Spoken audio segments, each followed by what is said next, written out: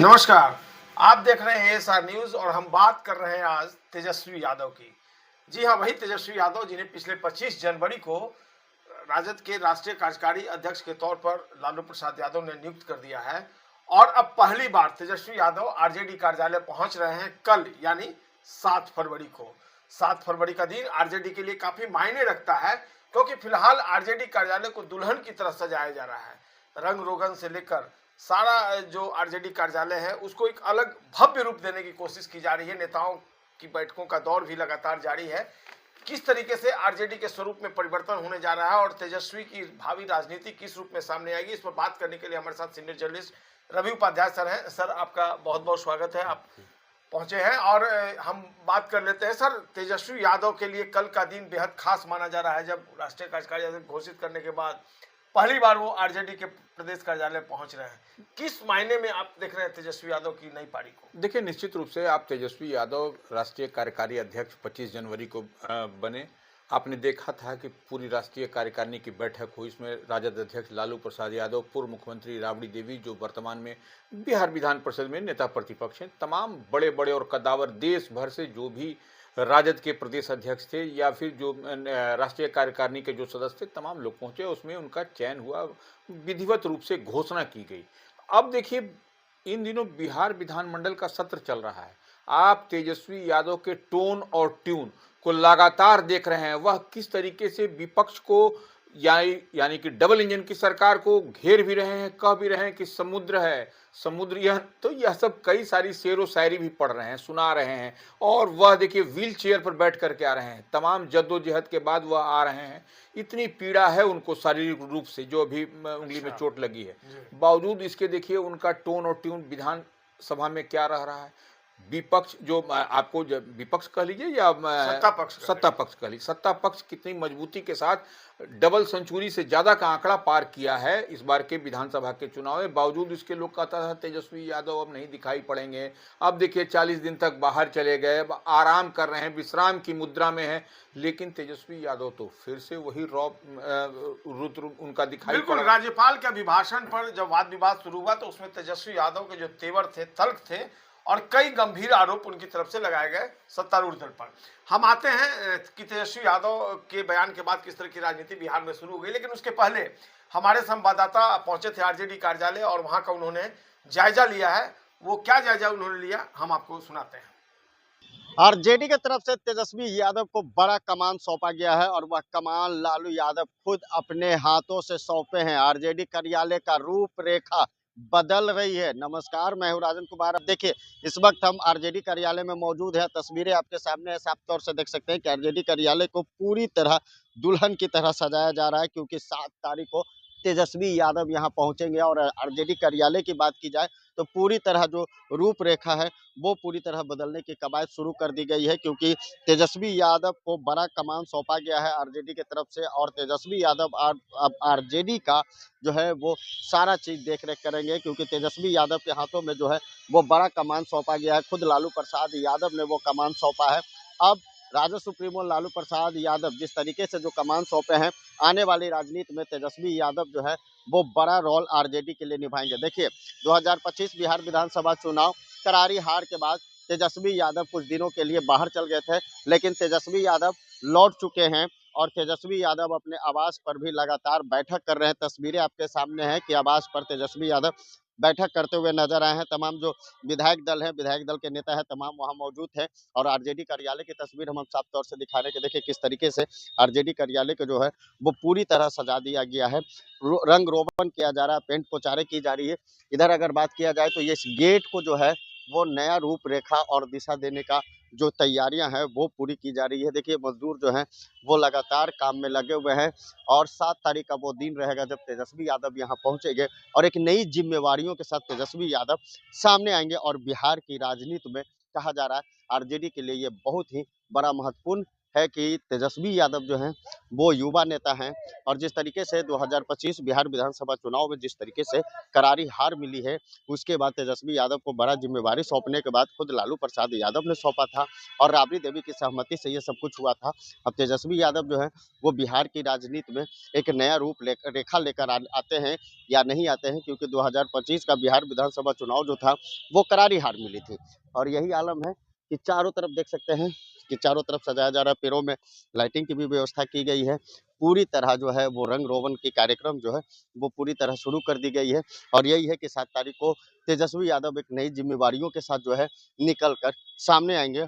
और कई सवाल भी हो रहे हैं कि 2025 हार के बाद तेजस्वी यादव लापता की जो बातें कही जा रही थी, अब तेजस्वी यादव जो है बिहार की राजनीति में एक बार फिर से एक्टिव हो चुके हैं और नई जिम्मेवारियों के साथ आरजेडी को किस तरीके से लेकर चलते हैं और बिहार की राजनीति को किस तरीके से समझते हैं, वो आने वाला वक्त ही बताएगा। तो बिल्कुल आपने देखा कि किस तरीके से आरजेडी कार्यालय में सारी तैयारियां जो हैं वो चल रही हैं। तो सर कल जिस तरीके से तेजस्वी यादव का अभिभाषण में बयान सामने आया, राज्यपाल के अभिभाषण पर उन्होंने कई मुद्दों पर सरकार को घेरने की कोशिश की। खासकर उन्होंने आरोप लगाया कि बीजेपी ने चाहे जेडीयू ने चुनाव के दौरान 10,000 रुपए की राशि खर्च कर वोटों को खरीद लिया, और अब बीजेपी के नेता तो ये बयान देने लगे हैं कि बिहार में महिलाएं जो हैं उनको खरीदा जा सकता है।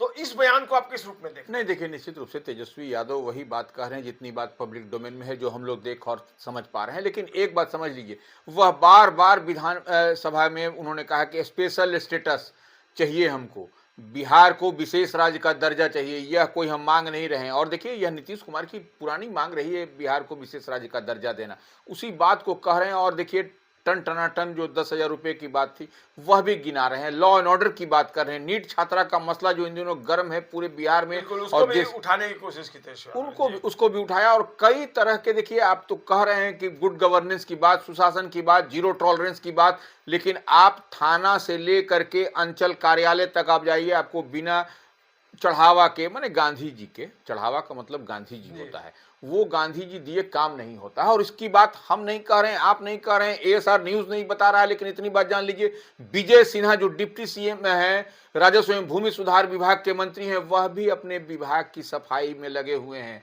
और हम लोगों की बात पर मुहर लगती है। यह आपने देखा भी था कि बीते दिन किस तरीके से राजस्व कर्मी, जो विजिलेंस की जो रिपोर्ट है, जो आप डेटा निकाल के देखिए, कई राजस्व कर्मचारी जो है सो रंगे हाथ पकड़े जा रहे हैं। तो यह तब दिखाई पड़ता है। बिल्कुल सर, तेजस्वी यादव ने एक गंभीर आरोप लगाया कि कास्ट सेंसस तो सरकार ने करा लिया, लेकिन उस रेशियो में जो रिजर्वेशन देना चाहिए था बिहार में, उसको लेकर सरकार गंभीर नहीं है। उन्होंने आरोप लगाया कि बीजेपी रिजर्वेशन के खिलाफ है, और ऐसे में जो रिजर्वेशन का मसौदा तय किया गया था बिहार में, जिस प्रारूप पर सरकार ने अपनी सहमति जताई थी, उसको 9वीं अनुसूची में शामिल करने के लिए सरकार को सुप्रीम कोर्ट में जाना चाहिए, लेकिन सरकार ने ऐसा नहीं किया। तो रिजर्वेशन के मुद्दे पर भी वो नीतीश सरकार को घेरने की कोशिश लगातार कर रहे हैं। देखिए, निश्चित रूप से 9th शेड्यूल में शामिल करने की बात तो लंबे समय से है। अगर यदि आप शामिल, ये तेजस्वी यादव पहले भी कर रहे हैं, अगर 9th शेड्यूल में शामिल किए रहते तो आज यह आपको नौबत नहीं दिखाई पड़ती जितनी बात वो कर रहे हैं। लेकिन एक बात समझ लीजिए, हम लोग बात कर रहे हैं कि कल तेजस्वी यादव का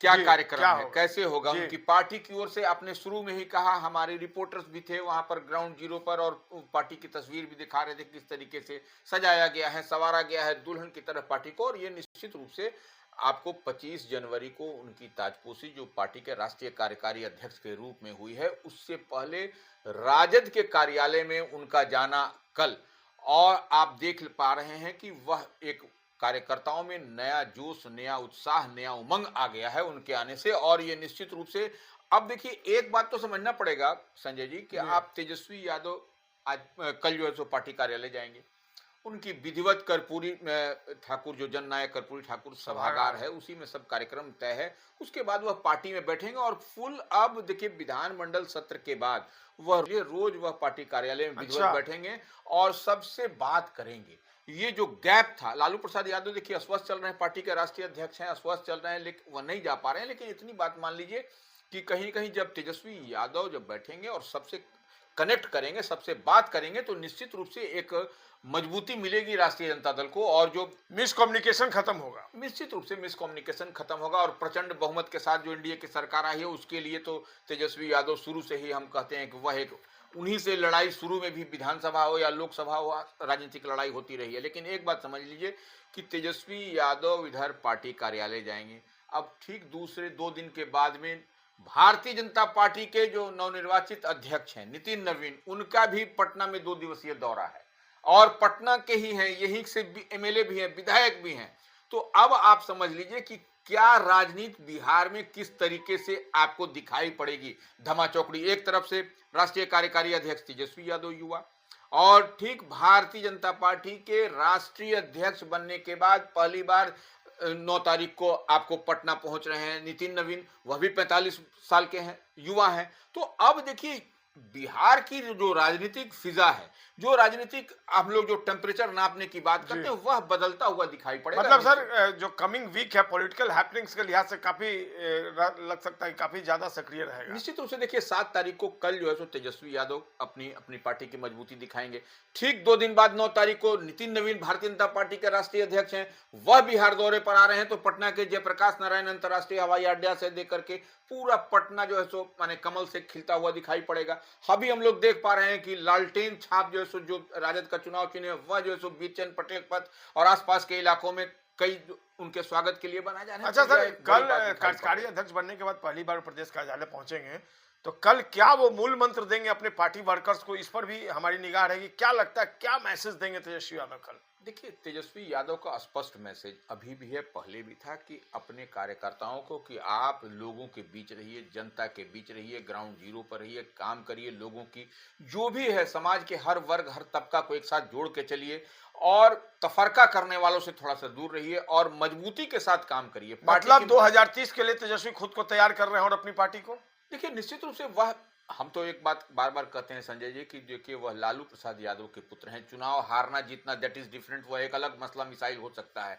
कोई भी आदमी साइक्लिक वे में ऐसे ऊपर नीचे होते रहता है, लेकिन इतनी बात मान के चलिए कि आपको तेजस्वी यादव एक लंबी अब लड़ाई की तैयारी में है, पॉलिटिकल लड़ाई, हम आप जान लीजिए, समझ लीजिए। और जितनी बात, हाँ अब देखिए थोड़ा सा तो उनके साथ में पेच है। पेच यह है कि परिवार और पार्टी दोनों को उनको संभालना है, और तीसरा फ्रंट है उनका जो है सो लीगल एस्पेक्ट, जो उनके परिवार पर या उन पर जो ये सब दिखाई पड़ रहा है। तो ये 3 फ्रंट पर उनको लड़ना है। तो अगर यदि मजबूती मुस्तैदी के साथ नहीं रहेंगे तो वह नहीं लड़ पाएंगे। और इतनी बात हम उनको देख करके लग रहा है, क्योंकि विधानमंडल सत्र चल रहा है और वह व्हील चेयर पर आ रहे हैं। तो अब इससे अब यह तो सबसे जीता जाएगा। जाहिर सी बात है, ऐसे में उन्होंने जाहिर कर दिया है कि वो आने वाले दिनों में किस तरह की राजनीति करने जा रहे हैं। बिल्कुल। तो रवि सर ने बहुत बारीकी से बताई तेजस्वी यादव की जो चुनौतियां हैं उनके बारे में भी उन्होंने जानकारी दी कि किस तरह की चुनौतियां उनके सामने आने वाली हैं। लेकिन निश्चित तौर पर कल का दिन बेहद महत्वपूर्ण, बेहद खास और पल पल की जानकारी हम आपको देंगे जब कार्यकारी अध्यक्ष बनने के बाद पहली बार तेजस्वी यादव आरजेडी के प्रदेश कार्यालय पहुंचते और क्या मूल मंत्र देते और किस तरह से उनका भव्य स्वागत किया जाता है। इन तमाम खबरों पर हमारी नजर रहेगी और हम उम्मीद करते हैं कि आने वाले दिनों में जिस तरीके से तेजस्वी यादव के सामने बड़ी चुनौतियां हैं, 2030 के लिए वो अपने आप को तैयार करने में लगे और उन्होंने जाहिर कर दिया अपने बयानों से कि 2030 को लेकर उनकी क्या स्ट्रेटेजी है। अभी के लिए बस इतना ही। सर आप अपना समय दिए, इसके लिए आपका बहुत बहुत धन्यवाद। और फिर किसी अगले मुद्दे पर हम आपसे चर्चा करेंगे। तब तक के लिए नमस्कार।